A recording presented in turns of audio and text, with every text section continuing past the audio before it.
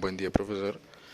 El siguiente proyecto está integrado por Nicolás García, Sergio Saavedra y quien les habla, Daniel Primiciero. El proyecto consiste en la gasificación de la biomasa, que tiene como función recolectar los residuos post cosecha, seleccionar los residuos, el secado, el triturado, la entrada del gasificador, la salida de gas, el almacenamiento y finalmente la distribución. En la recolección se realiza con el fin de no recoger basura o pasto, puesto que para el proceso de la elaboración del gas es necesario recoger desechos de productos de agricultura, fruticultura, entre otros.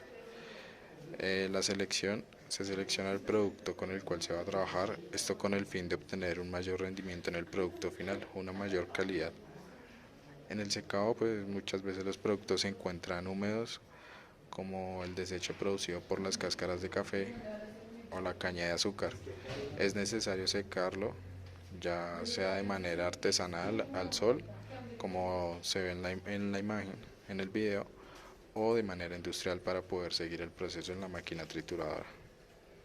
Posteriormente llegamos a la máquina trituradora, donde para obtener un mejor proceso de elaboración de gas es necesario triturarlo a pequeñas cantidades, ya sea gránulos, trozos, entre otros, para que la entrada al equipo gasificador sea un proceso más fluido sin complicaciones. En la entrada al gasificador es la parte del proceso en la que los desechos realizan un proceso de reducción y oxidación de cenizas, obteniendo como resultado el producto final listo para ser almacenado y distribuido o utilizado por el agricultor. En el almacenamiento obtenemos el producto final, como se refleja en el video. Se realiza el proceso de almacenamiento, que puede servir para ser comercializado como modalidad de negocio para el agricultor o para darle un beneficio propio que lo pueda utilizar en la vivienda. Finalmente, para la distribución, esto se hace más que todo por si se opta como una modalidad de negocio. Se realiza el proceso de distribución para que pueda llegar satisfactoriamente al consumidor.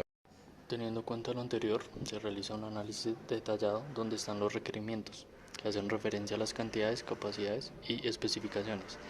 Seguimos con los componentes necesarios para el proceso. Estos son los residuos, el área de trabajo y el gasificador de biomasa. En los residuos empezamos con explicando cada uno.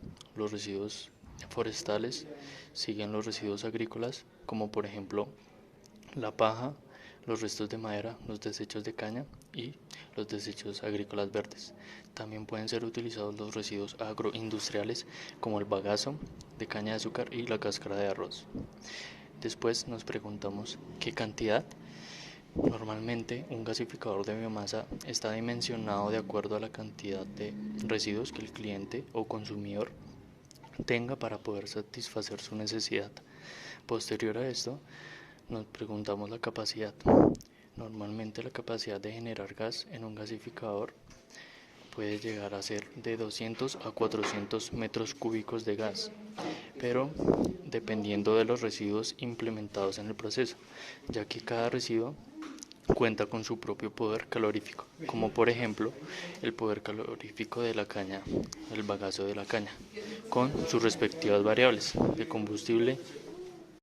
En este caso es el bagazo de caña.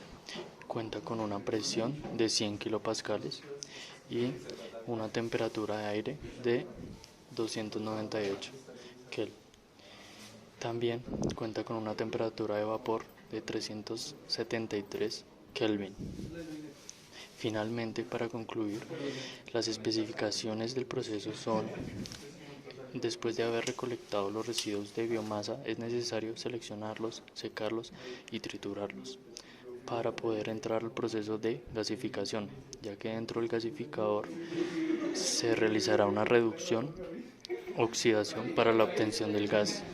Este gas pasará a un tanque de almacenamiento para que finalmente el consumidor le pueda dar su uso.